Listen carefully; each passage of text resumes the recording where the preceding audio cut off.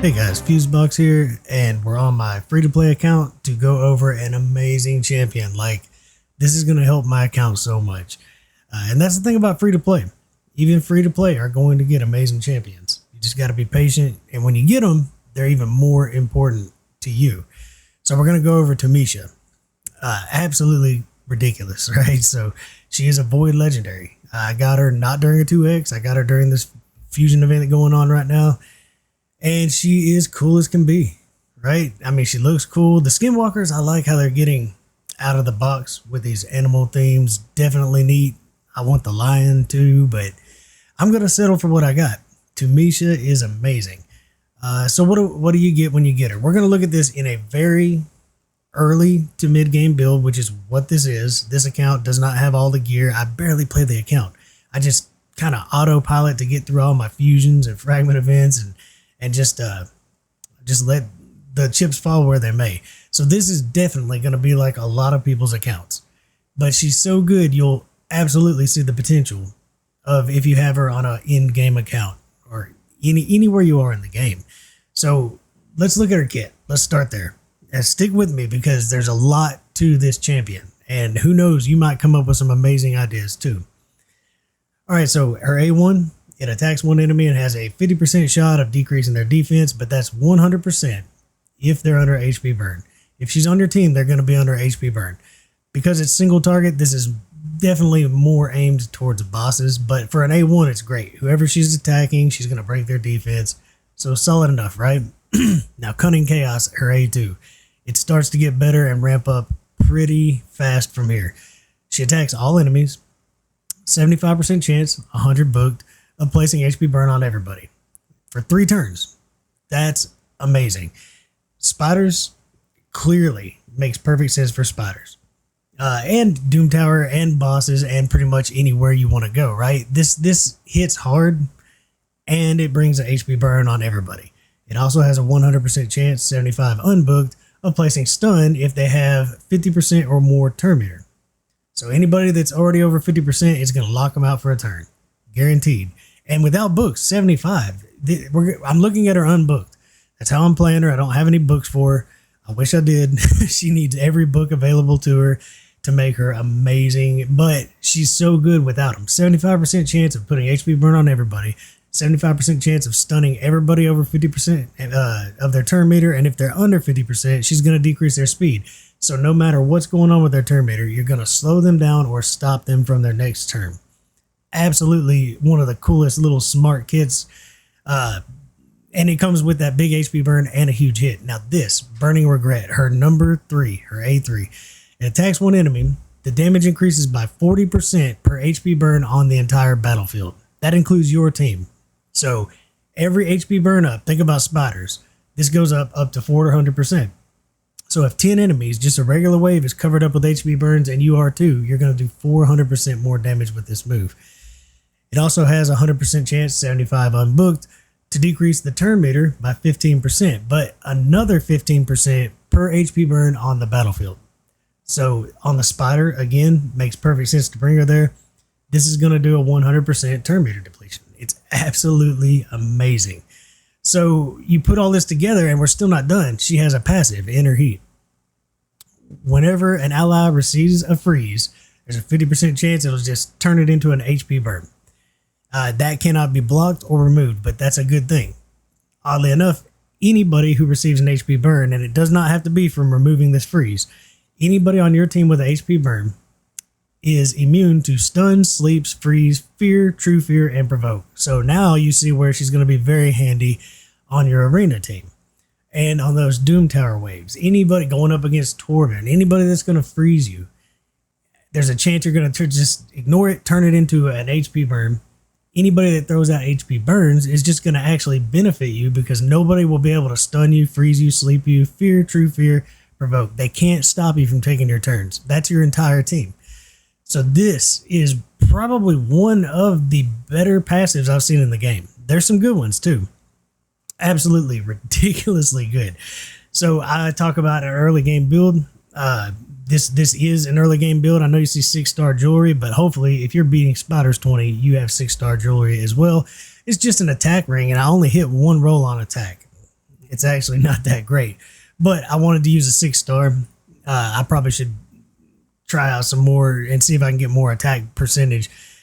Crit damage, that's the only way to go with this champ.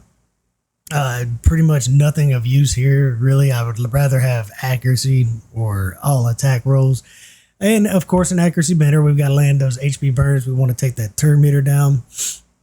I did get a couple attack rolls and then some speed. It's just a blue. So there's nothing fancy going on here. Of course, I got speed boots on. I did not actually get anything on my crit rate rolls. Took my attack percentage, though, with some crit rate. I got an attack chest. These are all 5-star blues.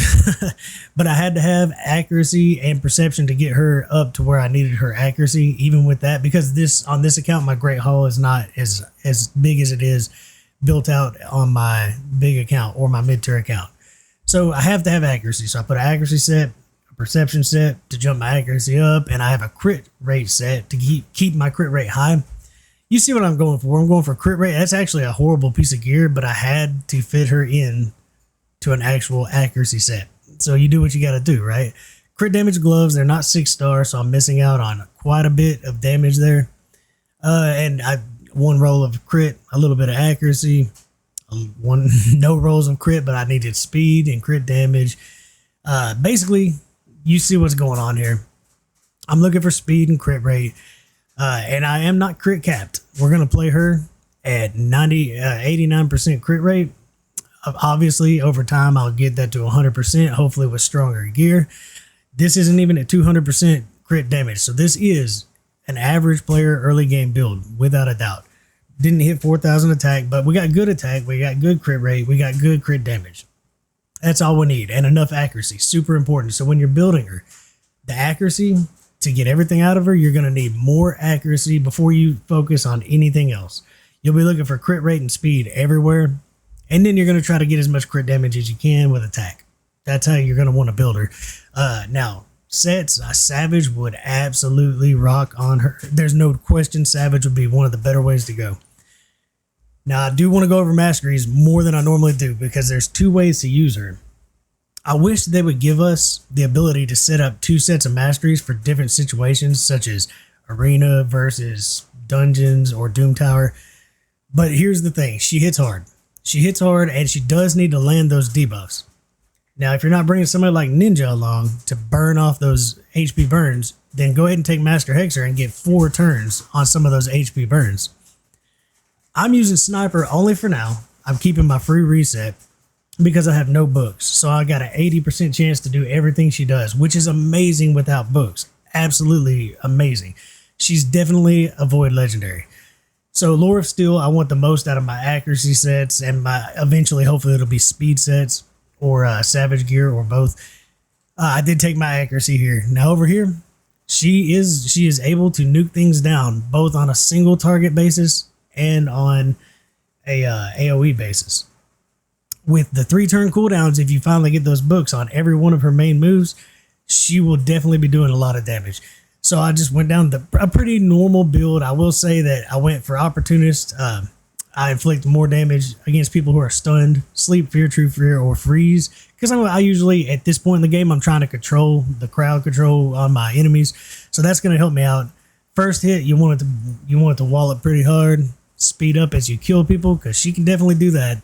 She can actually take advantage of Cycle of Violence. She does enough damage to be able to put moves on cooldown.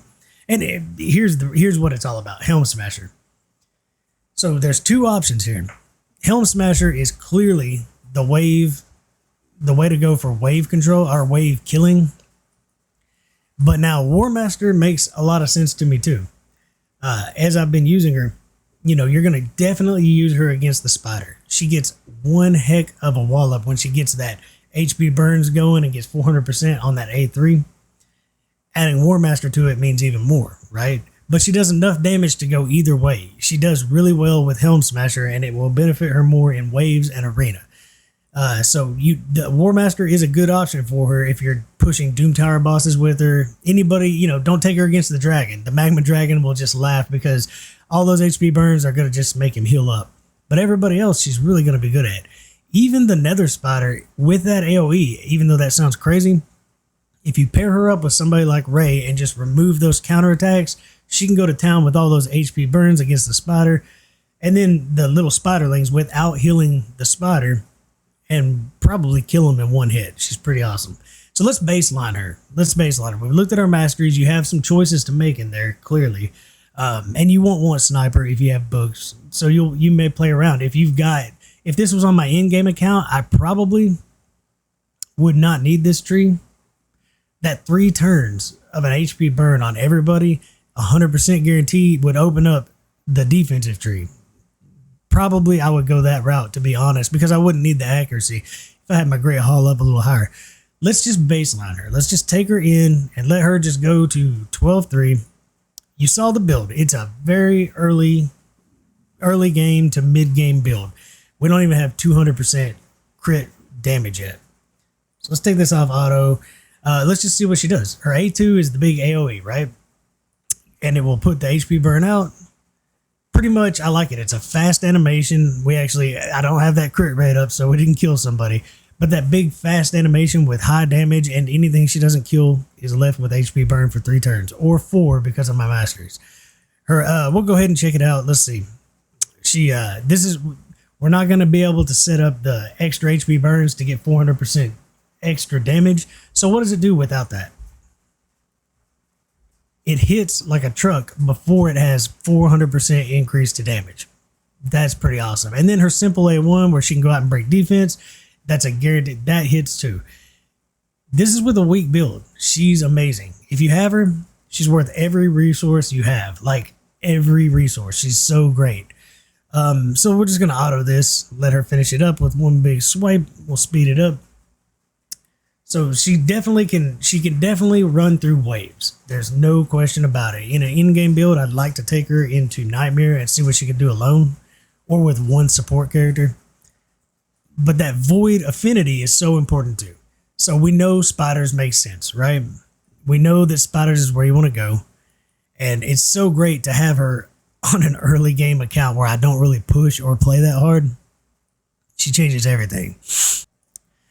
Spiders 21, just because it's void affinity, and I don't have to worry about the rest of my team. We've got it on slow, 1 speed.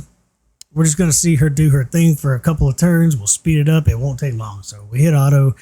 He's going to take some turn meter down, increase ours. He's also going to throw out break defense, which is great. Freeze everybody with the check. There goes HP burn with no books. Look how great that is. 4 turns on some, 3 on others. Now, this next move she does right here has a chance to deplete tons of turn meter and gets 400% increased damage, 168,000 damage with the build that I have on a regular hit. That's the and depleting turn meter. That is so clutch for the spider. So you get it. You get the point. There's a lot to show. Now in the arena, she's going to be very useful and very fun to use. But the problem I have is even with my weak team, these are still pretty weak teams. I'm not seeing lots of Torvins to check that freeze that turns into HP burns. I'm not seeing a lot of HP burn champions either, because that is even simpler than turning freezes into HP burns. I do believe that is Lua. I think she can do a freeze, but we'll have to slow our team down to even take a chance at getting that. So we may have to manual this just to get it done. I think that's probably what's going to happen here. So let's we can check out her nukage while we're in here as well. We don't really need him. I don't have a whole lot built here. It stops right here. This is my small account. So I'm trying to think. We could break defense with I'll tell you what, we'll just keep ourselves moving quickly. We're easily going to win the speed battle, but we're going to let her do all her... Oh, take it off auto, take it off auto. We've already broke their defense. Yeah, we already breaked right through them. Let's speed ourselves up. We didn't break everybody's defense. Let's get Lua. Now, I kind of want Lua to take a turn just to see that freeze thing happen. But I kind of want to see the nuke. Like, how well can we nuke? A simple break defense on the team. Pretty weak build. So you can imagine you can imagine with 250, 260% crit damage, 100% crit rate instead of my 83 or whatever, and a good 5,000 attack, she's going to be laying people down. There's no doubt about that. Now we can leave this real quick and try it again and see if we can let that freeze happen just to see that move in action. So let's go back in and see if Lua will actually freeze us. I really don't need all the speed I got on my team. Oh, we better take that off. We better take it off. Everybody's defense is broke. We'll just throw a leech out. We'll just A1. Nice hit, by the way, for an A1. All right. We don't want to decrease turn meter or any of that. So we're just going to kind of wait and see if we can get Lua to put out her freeze. So ×1. Not that move. This may take a little bit. Let's kill Apothecary while we're hanging out. We'll just try to take him down. Everybody's still broken on defense. I just want to see that freeze move in action. Let's do this without any HP burns up. Definitely a hard hit. Definitely a good hit. And now we'll start picking on her. Really, really just want to see that freeze come out and watch it turn into an HP burn. Then after that, the 8-3 would hit ridiculously hard, like kill almost anybody. And also no one could ever be stunned or frozen, which we're pretty much away from the risk of that. We've got the whole team down anyway. We would not be able, okay, it didn't happen, so that was, what a colossal waste of time.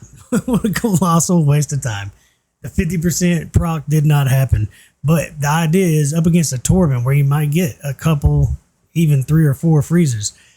The majority of your team should place an HP burn instead of a freeze. And then they're protected from any other freezes, stuns, provokes, the things you see in the arena. So I've already put her on my defense because of that. So let's just Doom Tower. I'm not that far. I've been so busy, no keys. You would not want to take her on the Magma Dragon. That's for sure. But anywhere else where you might want some serious HP burns going out, she's going to do a ton of work. Just a ton of work. And then, depending on where you're using her, once you see the value in her, the real question becomes, do you want to build her with War Master, or do you want to build her with yeah, come on. I haven't slept all week, guys. Forgive me. Helm Smasher. So we got defense down. We'll have weaken up, I believe, next. We're just going to let this auto. It's not going to be that difficult. This is normal. And so we didn't even get the HP burnout on everybody. It would have made it a much easier kill, but I don't really feel like farming the weak version of these things. So she's clearly usable in Doom Tower. Anywhere you want to kill waves, throw up HP burns against them. Obviously, the Skinwalker faction wars are begging for someone like her. So let's check her out one last time. Just a reminder how weak this build is. Like it's built right correctly. It's just a weak version of what you really want to do. And she can already pull these numbers off. So I am more than thrilled to get a legendary Void Skinwalker. Something that, and don't forget, I know that everybody misses their chicken and their shard, right? So this I can't even show it on this one. I haven't even gotten through where physics is yet. But we're all gonna get that Skinwalker once you complete your login rewards. The Skinwalker, what is her name, Griffian, or anyways, we're all getting another legendary Skinwalker soon. So if you've got her, I'm telling you, Teumesia, I believe I'm saying that right. Teumesia, that's what it looks like to me. She's absolutely cool. Great skin, great kit. Synergizes well with if you happen to get Magmar, the epic from this current fusion, if you're watching this currently. Magmar automatically stuns people under HP burn or something. He would pair up so good with her. So good with her. But she can pretty much do it all herself. she can put the stun out or decrease speed on entire waves. There's endless fun in this character. Lots of hidden gems in that kit. I'll find myself forgetting that she completely can deplete turn meter, as well as slow everybody down or stun them. Sometimes I'm playing along, all of a sudden there's a stun on half the team. I'm like, where'd that come from? It's her. It's her throwing out some decreased speeds and some stuns. Definitely worth the books. If I had them, believe me, I'd put them on her. I don't think I have any books, or if I do, I'm saving them for CVC anyway. I actually got quite a few epics saved up, but CVC just ended. I save up my books because that's the most I can contribute, is just using those books during that. Anyways, if you got her or if you pull her in the future, absolutely, I say congratulations. She is 100% an amazing addition to any team, except for a Magma Dragon team. Definitely you don't want to put her there. Almost anywhere else, for real. So that's it, guys. I got to get me some rest. Until next time, enjoy the grind.